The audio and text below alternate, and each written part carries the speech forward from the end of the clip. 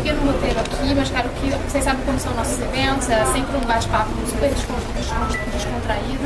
Então vocês podem perguntar, sei que vocês prepararam perguntas aí pra Miriam, então vocês podem perguntar à vontade.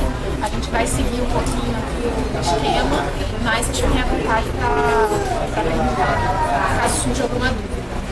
Okay? Então a gente queria começar com vocês se apresentando, porque aí se apresentando pra Miriam, depois a Miriam finaliza. Eu sou a Thaís, eu sou do blog do Clark. Blog, você não falou baixinho? Nem um pouco eco.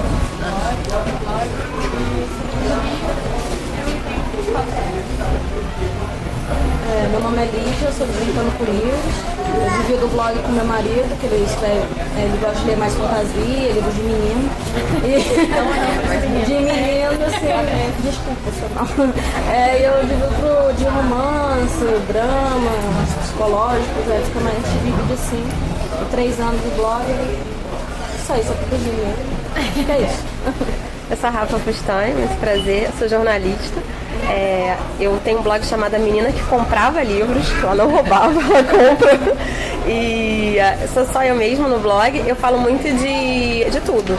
Muito de livro, muito de filme e muito de evento, né? Faço cobertura de eventos, tanto de evento de livros, de lançamento de filmes, são das coisas que eu gosto muito de falar. Chamo Jennifer, eu aqui pelo Literalmente, que surgiu como uma vertente de literatura do Portal Mundo Nerd. Muito mais que literatura. Somos uma equipe de mais ou menos umas 10 pessoas, entre o fanpage e o site. Eu vim pra cá porque eu sou a única que estuda jornalismo atualmente, nesse período, então o meu editor falou que era melhor vir. Eu fiquei muito feliz com isso. E é isso. Eu sou a Glaucia do blog Masculino. Atualmente a gente tem uma equipe de 4 pessoas na fanpage. A gente fala de mais de livros voltados para romance, de tudo um pouquinho, mas também de filmes e séries e música. Por isso que o nome é Mais Que Livros, a gente fala bastante coisa.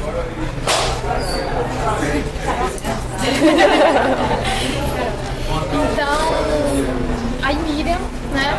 Bom, Miriam. eu sou Miriam.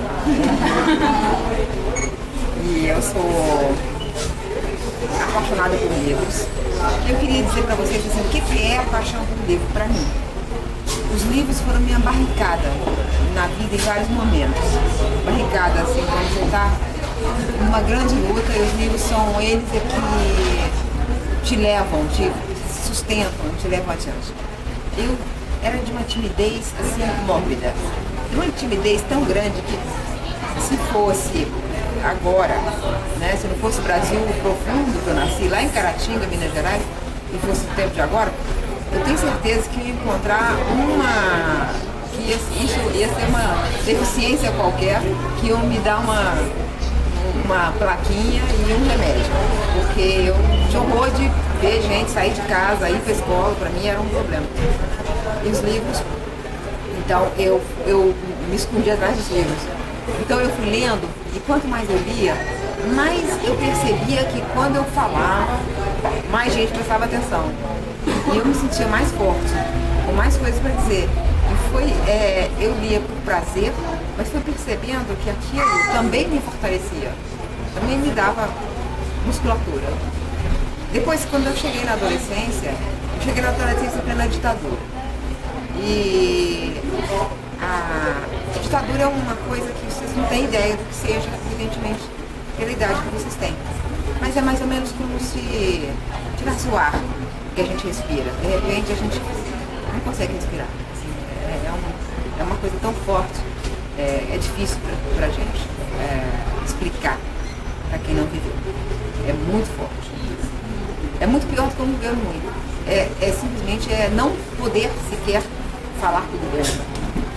E os livros foram a nossa barricada. Lá em Caratinga ainda, eu adolescente, eu e meu grupo, a gente se reunia para ler livros e para trocar livros. Era difícil conseguir livros, não tinha biblioteca na cidade. A gente não tinha uma livraria, então a gente comprava por reembolso postal. E cada um que tinha livros, na minha casa tinha muito livro. A gente trocava e fazia circular e fazia reunião só para discutir livros. Então era uma coisa que me manteve forte para enfrentar o que eu enfrentaria depois. Teve um momento na minha vida que eu acabei sendo presa. Eu fui presa aos 19 anos. E foi um período muito terrível para mim, da prisão, evidentemente. E uma das coisas que mais me desesperava na prisão é que eu não podia ler nada. Nada era dado para eu ler. Eu estava numa cela vazia, sozinha, eu e as paredes, e as baratas. E nenhum livro. Essa sensação de nenhum livro era, assim, completamente desesperadora. Eu queria começar com essa pequena biografia, eu e os livros, um caso de amor eterno. Qualquer livro, né? Não ficção. Eu li muito ficção, mas eu li muito os clássicos. Eu não leio e não li as coisas que vocês leem. Então, eu estou um pouco ansiosa com essa conversa, morrendo de medo dessa conversa, porque tem essa coisa de que vocês são outra geração.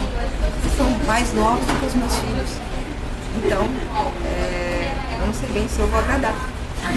Então, a gente vai tentar se entender nessa nossa distância de geração, mas com a mesma paixão, que é o livro. E sobre as suas referências, Miriam, quais são os livros que mais marcaram, os autores que você mais, né, tem como referência e, enfim, que marcaram sua trajetória? Eu li muito, assim, olha, na minha adolescência era a explosão do realismo fantástico, do Gabriel Garcia Marques e todos os outros que escreveram nessa época. Então, para mim, 100 Anos de Solidão, assim, eu entrei em Macondo e não queria mais sair de Macondo. Né? É um livro que ele desde a primeira frase, né? Porque a primeira frase do 100 Anos de Solidão já conta tudo.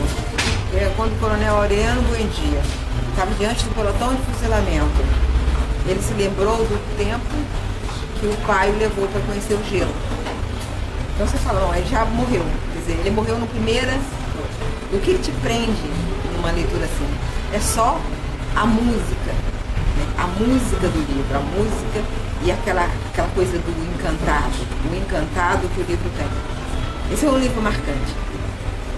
O livro mais marcante, assim, um livro que eu nunca mais consegui me despregar dele, que ele fica sempre comigo, eu não posso ficar sem ele, e é O Grande Sertão Veredas. Que O Grande Sertão Veredas é uma outra coisa, assim, Guimarães Rosa era mineiro, né? E ele escrevia da Minas Profunda, e ele escrevia de um jeito que, para quem não é de lá, pode parecer diferente. Mas, na verdade, é o som que você ouve daquela pessoa do interior, né? Então, desde o primeiro momento, eu entendi tudo. Né? Tem gente que fala, não, se você atravessar as primeiras 50 páginas, você consegue. Para mim, ele foi musical o tempo todo. Desde o Nonada, que é a primeira palavra, até Travessia, que é a última palavra. Então, esse foi um outro livro marcante. Os livros, eu li todo Machado e reli Machado e depois, né, desde a fase do romantismo até a fase que ele é mais, né, realista, mais adulto. Eu pegava do começo ao final, assim, um autor. Grande Alencar, peguei do primeiro ao último, Jorge Amado, primeiro ao último. Era assim, era uma coisa de um livro para o outro, Então, Thomas Mann é um autor que... Então, quer dizer, eu fui muito pelos clássicos. Eu acho os clássicos maravilhosos. E lamento que as escolas não consigam hoje passar a paixão pelos clássicos, porque eles disciplinam muito, eles passam muito da sofisticação da linguagem, né?